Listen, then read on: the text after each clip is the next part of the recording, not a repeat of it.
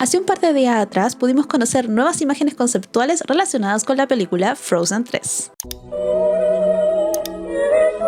Todo muy lindo, muy llamativo, muy atractivo. Sin embargo, quienes hemos estado por bastante tiempo en esta comunidad artística, sabemos perfectamente que esas imágenes no siempre representan lo que sería el producto final.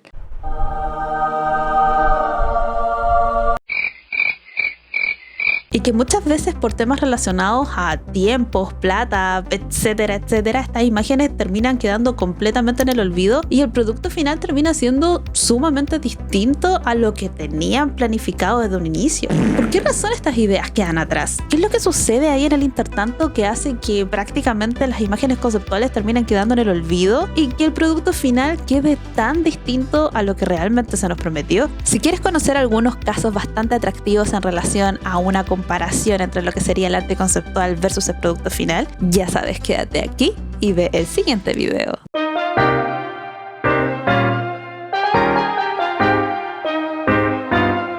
Por si no me conoces, yo soy Nerdanitza y en este canal hablamos de diseño, tecnología y arte. ¿Y qué más adecuado para esta línea editorial que poner en la palestra lo desinflado que terminan siendo los productos finales en relación a lo prometedor que se veía todo lo relacionado con el arte conceptual en un principio? Pero para esto lo primero que tenemos que saber es ¿qué es un concept art? El concept art o arte conceptual es un proceso que generalmente se desarrolla al inicio del diseño de proyectos creativos relacionado con videojuegos, películas, series, distintos otros proyectos creativos que requieran el diseño de mundos, el diseño de personajes, etcétera, etcétera. Su propósito inicial es visualizar y explorar ideas antes de que se desarrollen en su forma final. Dentro de los principales propósitos tenemos tres, siendo uno de ellos la materialización del cómo se van a ver ciertas cosas dentro de un proyecto creativo, ya sean escenarios, personajes, modalidades, mecánicas, etcétera, etcétera. Es todo muy desde el principio, por lo cual el arte conceptual puede ser, por ejemplo, desde un simple boceto hasta una escultura hecha con madera, con cartón, lo que sea. Acá lo importante es materializar las ideas iniciales relacionadas con el proyecto creativo. El segundo propósito que tiene es la experimentación. Acá podemos ver que como nosotros estamos probando en barato, digamos, y eso es como un arte conceptual, se pueden probar bastantes cosas, ya sea conceptos, ya sea ideas, ver si las cosas hacen sentido para un equipo determinado, dependiendo del proyecto, etcétera, etcétera. Y como tercer proyecto encontramos la guía para la producción, es decir, el arte conceptual sirve para un director de arte para poder decirle a los otros participantes dentro del proyecto creativo cómo él se imagina que van a quedar las cosas desde un inicio. En síntesis, podríamos decir que el arte conceptual nos proporciona un marco visual para los artistas y desarrolladores que finalmente crearán lo que sería el producto final. Ahora que ya tenemos esa base, podemos responder a la pregunta de ¿por qué siempre el producto final de ciertos proyectos creativos pareciera ser que siempre flopeara en relación a lo llamativo que luce el arte conceptual desde un inicio?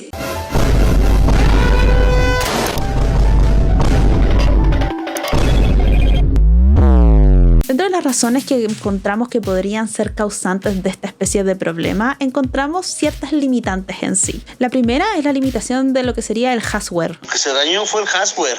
O el hardware o limitaciones técnicas más que nada.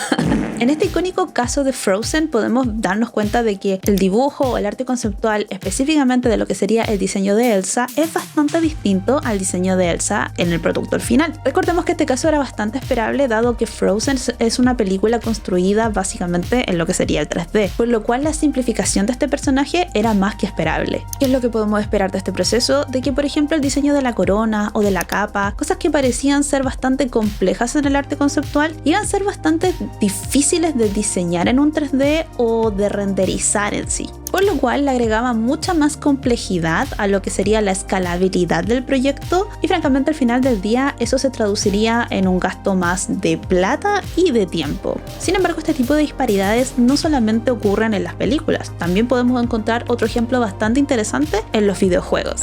Uno de los concept art que a mí más me llama la atención, por ejemplo, es el concept art realizado por la reconocida artista Loish para Horizon Zero Dawn, específicamente para el diseño del personaje de la protagonista principal de este videojuego, quien es Aloy.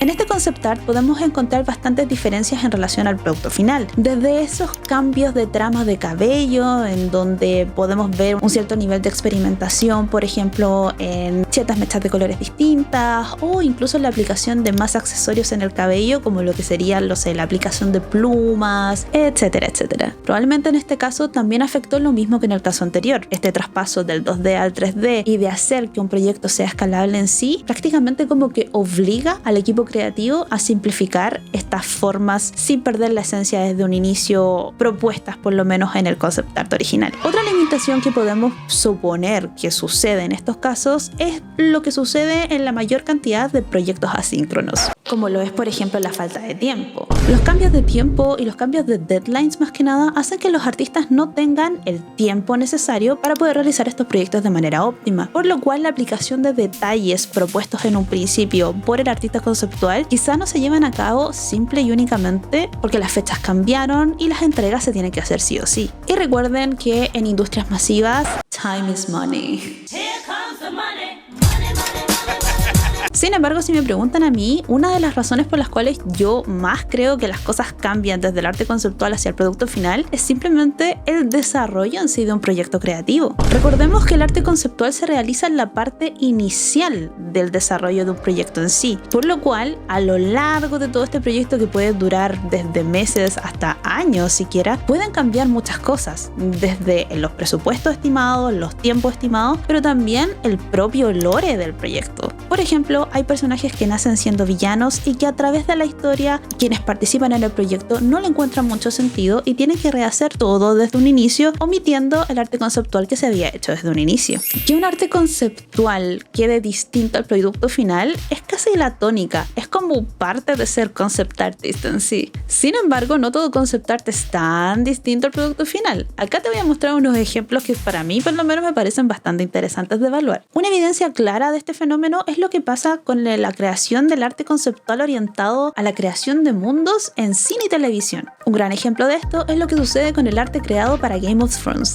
Estas imágenes las podemos sacar directamente del libro The Art of Game of Thrones. En estas imágenes podemos ver el diseño de King's Landing, de Winterfell, de Dragonstone, además de ciertos detalles como los diseños de los estandartes, las proporciones de los dragones en relación a su entorno, etcétera, etcétera. Si ven, el trabajo de arte conceptual es bastante similar a lo que nosotros terminamos viendo en el producto final, pero no tan solo en cine y televisión esto sucede, sino que también podemos tener un poco más de esperanza en los propios videojuegos en sí. Un gran ejemplo de esto es lo que pasa en Genshin Impact. Si bien claramente en el videojuego se ven ciertos trazados un poco más simplificados porque es parte de la naturaleza de pasar del 2D al 3D, personalmente siento que las cosas no cambian tanto y que las imágenes mantienen su esencia inicial. En esta imagen el Valle de Starfell se ve mucho más orgánico en el arte conceptual, pero en el juego pareciera ser que tuviera como la misma esencia. En esta imagen de Dragonspine podemos observar de que la apreciación inicial de lo que sería esta cumbre más que nada era mucho más tenebrosa de lo que realmente fue en el videojuego. Sin embargo, a excepción de la forma, francamente veo que todo se mantiene en relación al arte conceptual propuesto en primera instancia.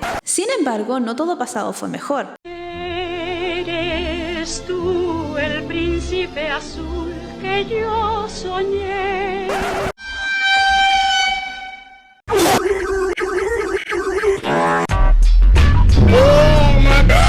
Y no todo arte conceptual así lo fue. Aquí te dejo un compilado de Disney que al menos para mí yo siento que el producto final es bastante mejor que el arte conceptual inicial. Este arte conceptual para Brave de Craig Grasso es una versión ligeramente alternativa del personaje principal de Mérida. En la película y en el lore principal, Mérida es una princesa rebelde que quiere acabar con las tradiciones de su familia. Sin embargo, este diseño inicial del personaje podemos ver que Mérida está sin su arco y flecha, que es una de las cosas características de su personaje, con un cabello mucho más lacio, un cabello mucho más organizado y una postura que más que nada no la hace ver tan rebelde como quedó precisamente el diseño final. En este otro caso, los primeros diseños del fallecido Bud Lucky para Woody surgieron cuando todavía Woody era el villano de la película. No sé si ustedes sabían, pero dentro del proceso creativo, Woody estaba diseñado para ser el villano principal de la película. En lugar de que Woody lanzara accidentalmente Buzz Lightyear, al principio se buscaba de que él acabara con Buzz Lightyear en sí de una manera completamente maquiavélica. Si su personalidad desagradable no fuera suficiente, Woody fue diseñado como un títere robusto con una mandíbula móvil parecida a la de un cascanueces. O en mi mente yo me imaginé algo como esto.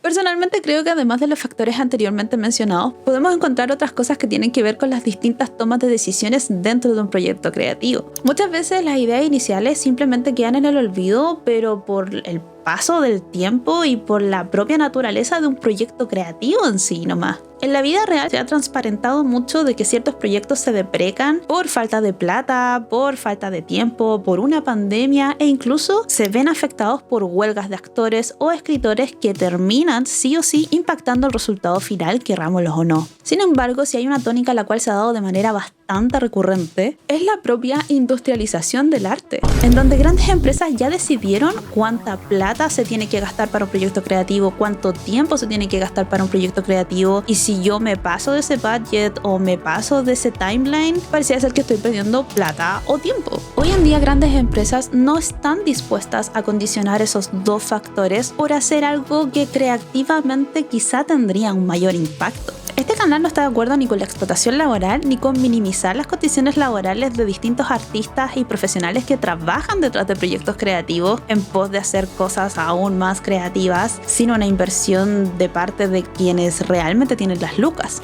Además, lo más probable es que los productos finales sigan saliendo de manera más ajustada, más comprimida, todo y esto por el ahorro de recursos anteriormente mencionados. Y añadámosle además la existencia de inteligencias artificiales dentro de todo este proceso, que ya han acabado con bastantes puestos de trabajo exclusivamente de artistas conceptuales. La razón de la no adaptación de una idea inicial en relación al producto final no es culpa ni del artista conceptual ni de nadie del proyecto. Tampoco significa que se hizo un mal trabajo. Simplemente el proyecto avanzó, las condiciones cambiaron y otras decisiones se tomaron. ¿Y ustedes qué opinan al respecto? ¿Conocen algún otro ejemplo de arte conceptual que supera claramente el proyecto final? Cuéntenmelo aquí abajito en los comentarios. Si te gustó el video, recuerda comentar, darle like, suscribirte al canal si es que quieres ver más videos como este, ya que me ayudarías un montón para que así sigamos creciendo como comunidad. Si llegaste hasta aquí te mando un besito, así que muchas gracias y nos veremos en una próxima ocasión. ¡Chao, chao!